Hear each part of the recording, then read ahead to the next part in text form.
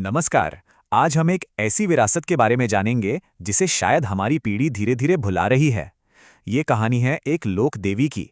ये कहानी है कांजा माता की। तो पहला और सबसे जरूरी सवाल यही है कि आखिर कांजा माता हैं कौन। चलिए आज इसी सवाल का जवाब ढूंढते हैं और उनकी कहानी को थोड़ा करीब से जानते हैं। सबसे पहले चलिए ये समझते हैं कि कांजा माता की पहचान क्या है, उन्हें किस रूप में पूजा जाता है और उनका महत्व क्या है। देखिए, कांजा माता एक लोक देवी हैं। अब लोक देवी का मतलब होता है वो देवी जो किसी खास इलाके या समुदाय से जुड़ी होती हैं। जैसे हमारे कई गांवों में ग्राम देवता या कुल देवी होते हैं ना, ठीक वैसे ही कांजा माता भी अपने लोगों की रक्षक मानी जाती हैं। और कमाल की बात यह है कि कांजा माता को कोई साधारण देवी नहीं बल्कि शक्ति स्वरूपा माना जाता है। मतलब स्थानीय लोग उनमें वही दिव्य शक्ति देखते हैं जो हम सब माँ दुर्गा में देखते हैं। एक तरह से वो उन्हीं का एक स्थानीय स्वरूप हैं।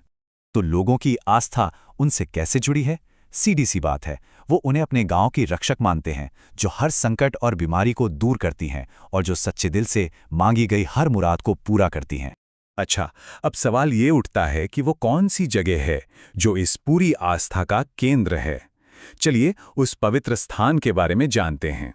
ये पवित्र स्थल है मध्य प्रदेश के खंडवा जिले में सिरसौद गांव के पास एक पहाड़ी पर।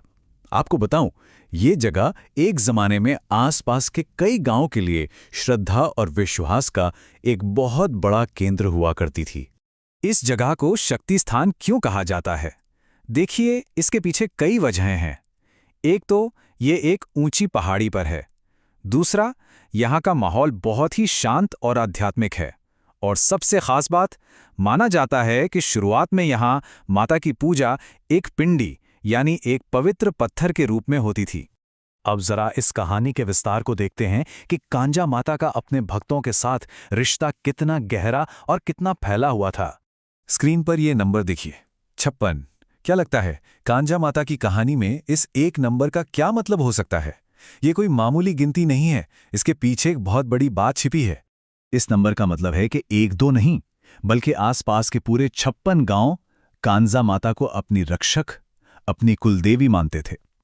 सोचिए उनका प्रभाव कितना विशाल रहा होगा। इन गांवों में सिरसौद, हरसवाड़ा, भूईफल से लेकर छैगांव, माखन और पंधाना तक का पूरा क्षेत्र शामिल है।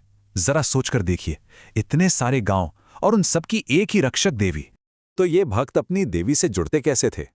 नवरात्रि के टाइम पर तो यहां जैसे आस्था का मेला लग जाता था। लोग मन्नत पूरी होने पर नारियल, चुंदरी चढ़ाते थे और बस अपने परिवार की सुख शांति के लिए प्रार्थना करते थे। चलिए अब इस कहानी के सबसे दिलचस्प और शायद सबसे जरूरी हिस्से पर चलते हैं। आस्था और इतिहास की इस बहस को समझते हैं। यह एक बहुत ही कमाल की बात है। कांजा माता के बारे में शायद ही कोई सरकारी दस्तावेज या इतिहास की मोटी मोटी किताबों में लिखा मिले, लेकिन उनकी कहानी आज भी जिंदा है। और वो जिंदा है मौखिक परंपरा में, मतलब बड़े बुजुर्गों की जुबानी, जो एक पीढ़ी से दूसरी पीढ़ी तक ये कहानी सुनाते आए हैं। और यही मौखिक परंपरा हमें बताती है कि ये जगह बहुत पुरानी है और यहाँ देवी की स्थापना किसी ने नहीं की, बल्कि वो स्वयं प्रकट हुई थी। सोचिए, इस एक विश्वास में कितनी शक्ति है। और यहीं आकर इस पूरी कहानी का सार हमें मिलता है। कांजा माता आस्था की देवी हैं, इतिहास की नहीं। उनकी असली ताकत किसी किताब या दस्तावेज में नहीं, बल्कि लोगों के उस अटूट विश्वास में है जो पीढ़ियों से उनके दिलों में बसा हुआ है। और ये कहानी हमें एक बड़े सवाल पर छोड़ जाती है कि हमारी कही सुनी परंपराओं में ऐसे और कितने इतिहास, कितनी कहानियां छुपी हैं जो बस किसी के सुनने का इंतजार कर रही हैं।